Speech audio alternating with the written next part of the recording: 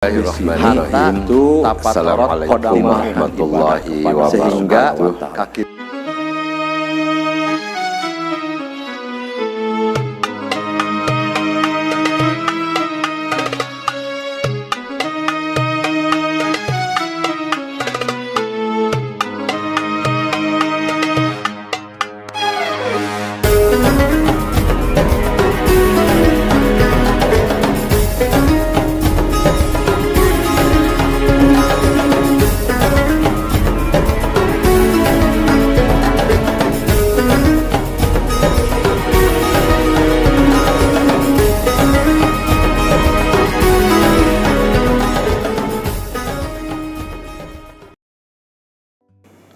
Alhamdulillahilladzi anzala sakinata fi qulubil mu'minin liyajdadu imana ma'a imanihim. Asyhadu an la ilaha illallah al-malikul haqqul mubin wa asyhadu anna Muhammadan abduhu wa rasuluhu shadiqul wa'dil amin. Allahumma sholli wa sallim wa barik ala Muhammad wa ala alihi wa ashabihi ajmain, amma ba'du. Alhamdulillah wa syukurillah, seraya memanjatkan puji serta syukur kehadirat Allah Subhanahu wa taala yang mana sampai detik ini kita masih diberi kenikmatan oleh Allah. Salawat serta salam semoga tetap terlimpah tercurah pada baginda Muhammad sallallahu alaihi wasallam, tak lupa pada keluarganya, para sahabatnya, sampai kepada kita selaku umatnya yang senantiasa ittiba atas jejak langkahnya. Kerabat yang dirahmati Allah Subhanahu wa taala, di bulan Ramadan ini marilah kita senantiasa meningkatkan amal ibadah untuk mencapai derajat muttaqin. Ada dua hadis yang sudah masyhur, depannya sama tapi belakangnya beda, yakni man soma Ramadana dan man koma Ramadana. Terkadang kita punya pemikiran yang wajib itu melaksanakan saum, sholat sunnah atau sholat taraweh. Kadang-kadang banyak di antara kita yang mengabaikan. Padahal hadis tersebut akhirnya gufirallahu ma taqaddama min dambi. Allah akan mengampuni dosa-dosa kita semua. Nah, berkaitan dengan hal tersebut ada salah satu hadis riwayat Imam Bukhari dan Muslim yang diterima dari Siti Aisyah. An Aisyata radhiyallahu anha anna nabiyya sallallahu alaihi wasallam qoma.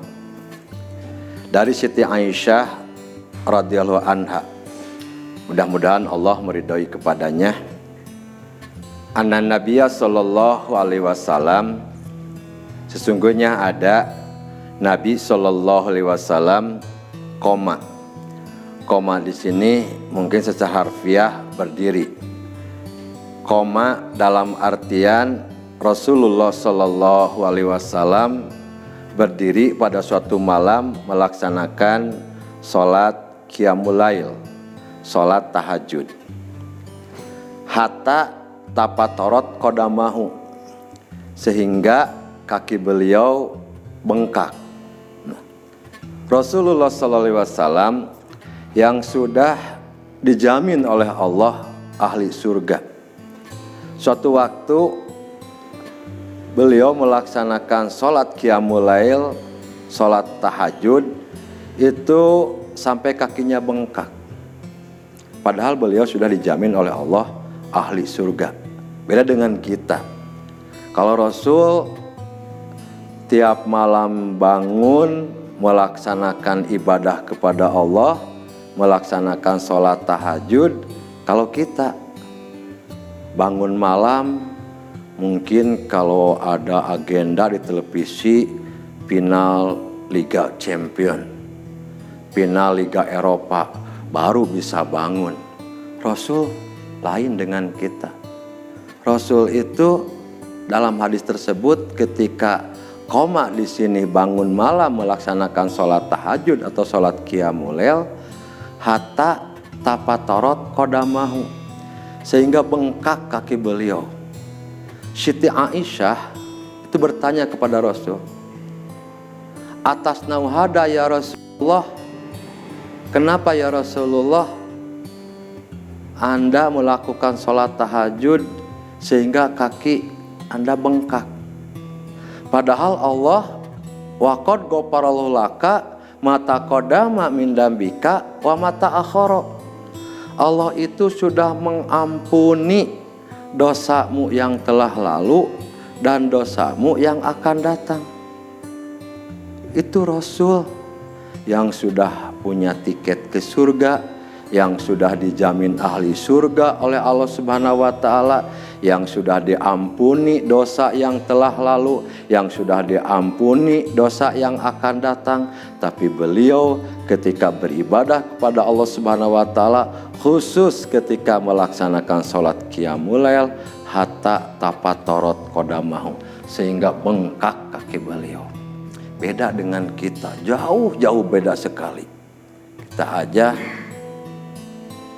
di bulan Ramadan ini melaksanakan sholat tarawih. Terkadang lama sedikit imam protes. Jauh-jauh kita bisa bengkak kayak Rasulullah SAW. Kapan kaki kita bengkak ibadah kepada Allah Subhanahu wa taala? Mungkin bisa kaki kita bengkak kalau kita jalan terlalu jauh, atau kalau kita main bola baru bengkak. Bukan ibadah kepada Allah Subhanahu wa taala. Rasul yang sudah dijamin ahli surga oleh Allah Subhanahu wa taala, hatta tapatorot kodamahu, sehingga Siti Aisyah bertanya, atas nauhada ya Rasulullah, kenapa ya Rasulullah Anda itu beribadah sampai kaki bengkak? Di mana jawaban Rasul? Apalah akuna abdan syakuran. Apakah kamu tidak ingin melihat saya tergolong hamba Allah yang selalu bersyukur kepadanya? Nah, bukti syukur di sini itu optimalkan ibadah kepada Allah Subhanahu wa taala. Jadi bersyukur itu bukan sekedar kita bikin tumpeng, bikin nasi kuning, berkumpul dengan teman-teman, berkumpul dengan tetangga, ada makan sama-sama. Bersyukur di sini itu optimal ibadah, sehingga kata Rasul tadi, apalah akuna abdan syakiron. Apakah tidak ingin aku ini tergolong hamba Allah yang selalu bersyukur? Nah, berkaitan dengan syukur tersebut, janji Allah Subhanahu wa taala surat Ibrahim ayat ke-7. Wa id ta'adana rabbukum la in syakartum la azidanakum wa la in kafartum inna adabi lasyadid. Kalau kita bersyukur kepada Allah Subhanahu wa taala, maka janji Allah, la azidanakum, Allah akan menambah nikmat kepada kita. Tapi sebaliknya, kalau kita kufur kepada Allah, inna adabi lasyadid, tunggu aja azab Allah Subhanahu wa taala. Untuk itu, hadirin yang dirahmati Allah Subhanahu wa taala, di sisa waktu kita, di sisa usia kita, di sisa umur kita, mari kita optimalkan ibadah kepada Allah Subhanahu wa taala. Kenapa? Karena celaka atau bahagia nanti kita di kehidupannya akan datang tergantung amal ibadah yang kita laksanakan di dunia ini. Mudah-mudahan Allah Subhanahu wa taala selalu merahmati kita semua. Nasrun minallah wa fatun qarib wa basyiril mu'minin. Assalamualaikum warahmatullahi wabarakatuh.